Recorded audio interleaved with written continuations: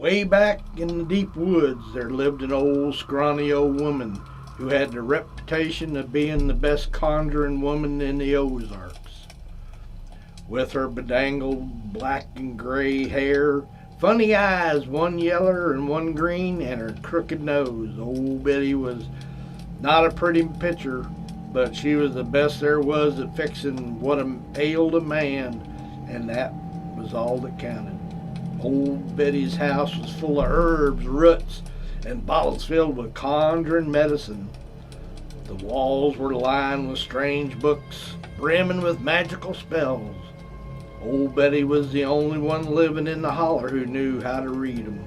Her granny, who also was a conjurer, taught her the skill as part of her magical training. Just about the only friend old Betty had was a tough, mean, ugly old razorback hog that ran wild around her place. It rooted so much in her kitchen garbage that all was left was spells starting affecting it. Some folks swore up and down that the old razorback hog sometimes walked upright like a man. One feller claimed he'd seen the pig sitting in the rocker on old Betty's porch, chattering away to her while she was stewing some potions in the kitchen. But everyone discounted that story on account of the feller who told it was a little too fond of moonshine. Rawhead was the name of old Betty's gave the razorback, referring maybe why the old ugly creature looked a bit like some of the old dead pigs that came butchering time down in the hog's collared wall holler. The razorback didn't mind the funny name, Rawhead. Kept following old Betty around her little old cabin, rooting up in the kitchen leftovers. He'd even walk to town with her when she came to the local mercantile to sell her home remedies. Well, folks in town got so used to seeing Rawhead and old Betty around town it looked mighty strange one day around hog driving time when old Betty came to the mercantile without him. "Where's old Rawhead?" the owner asked as he accepted her basket full of home remedy potions. The liquid in the bottles swooshed in agitated manner, and old Betty said, "I ain't seen him around today, and I'm mighty worried. You seen him in town?" "Nobody's seen him around today. They would have told me if they did," the mercantile owner said. "I'll keep looking for him." "That's mighty kind of you. If you see him, tell him to come home straightway," old Betty said. The mercantile owner nodded in agreement as he handed over her weekly pay. Old Betty fussed to herself all the way home. It wasn't like Rawhead to disappear, especially not the day they went to town. The man at the mercantile always saved the best scraps of for that mean old razor hog. And Rawhead never missed a visit. When the old conjuring woman got home, she mixed up a potion and poured it into a flat plate. "Where's that old hog got to?" she asked the liquid. It clouded over, and then a series of pictures formed. First, old Betty saw a good-for-nothing hunter that lived in the next ridge, sneaking around the forest, rounding up razorback hogs.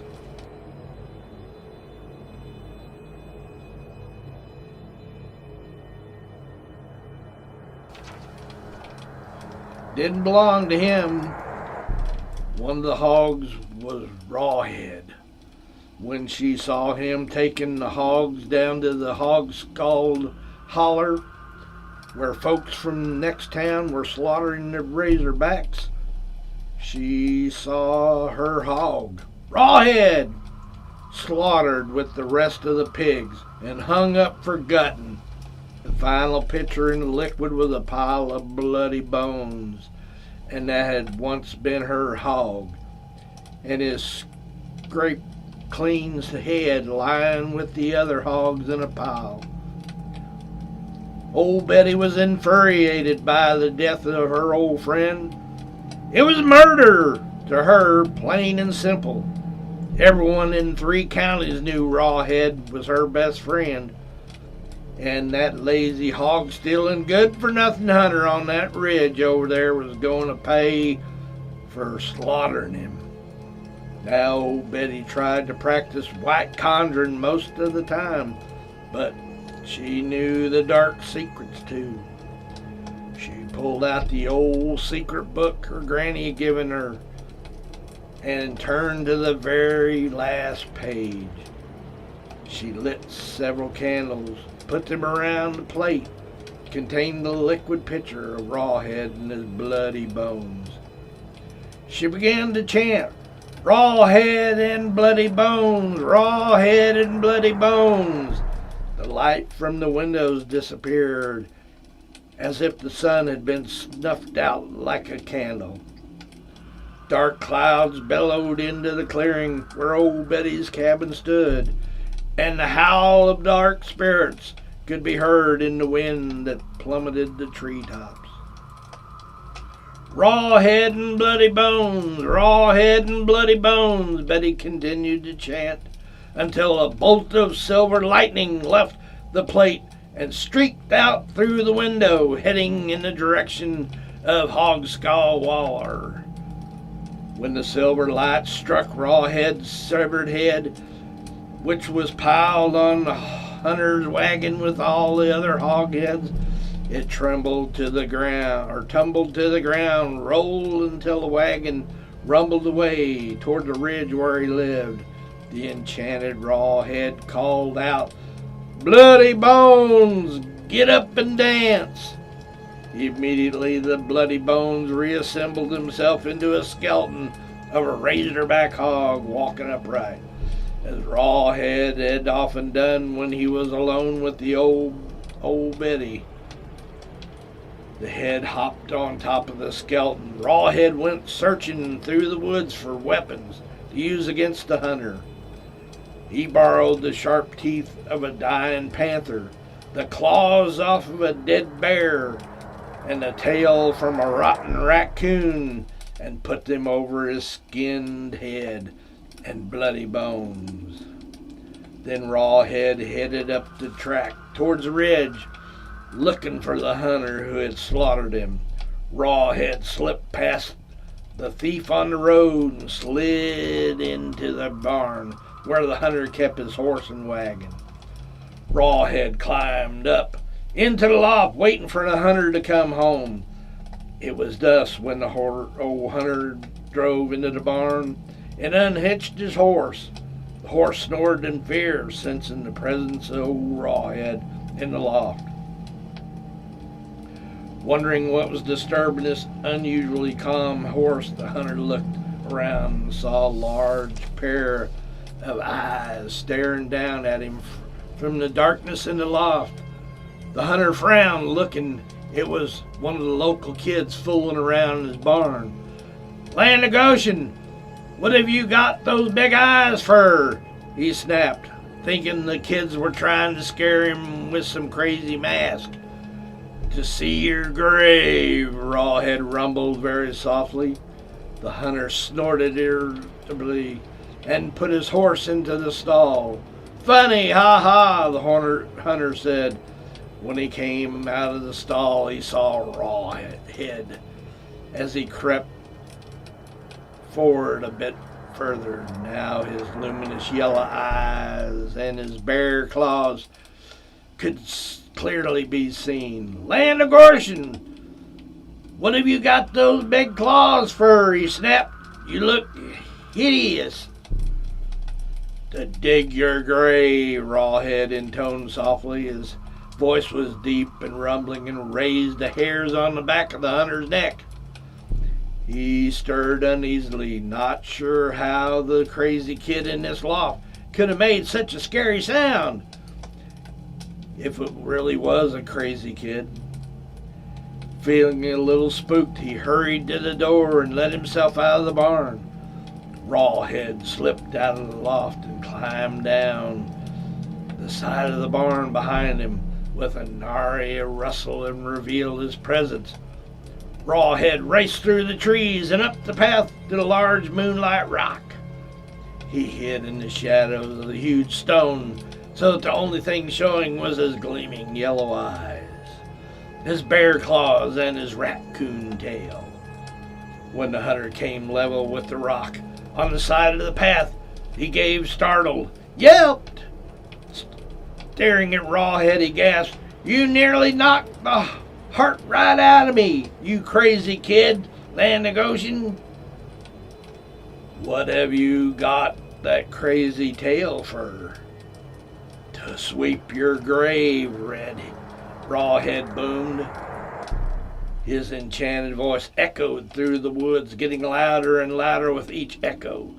The hunter took to his heels and ran for his cabin.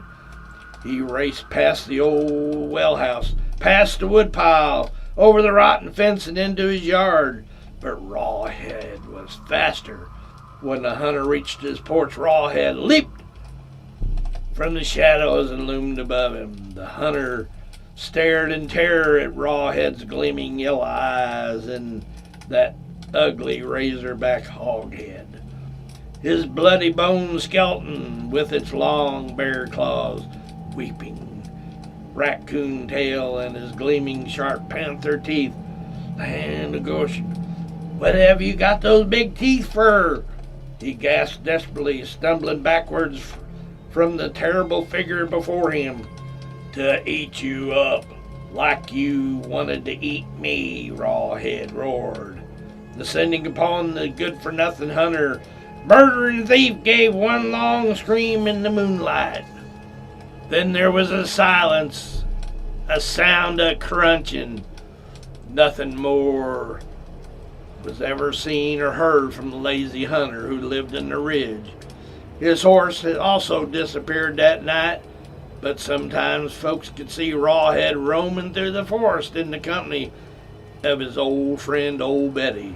And once a month, on the night of the full moon, Rawhead would ride the hunter's horse through town wearing the old man's blue coveralls covering his bloody bones, with a hole cut out for his raccoon tail. In this bloody bear claws, he carried his raw razorback hog's head, lifting it high against the full moon for everyone to see. Now, it's that time of the day. End of the story. Now you have to decide whether is that true or is that a false story.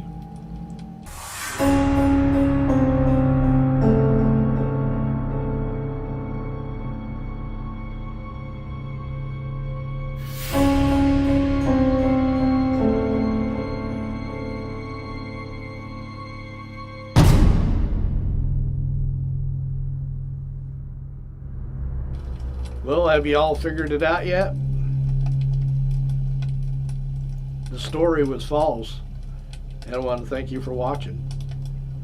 Come back again for another campfire story.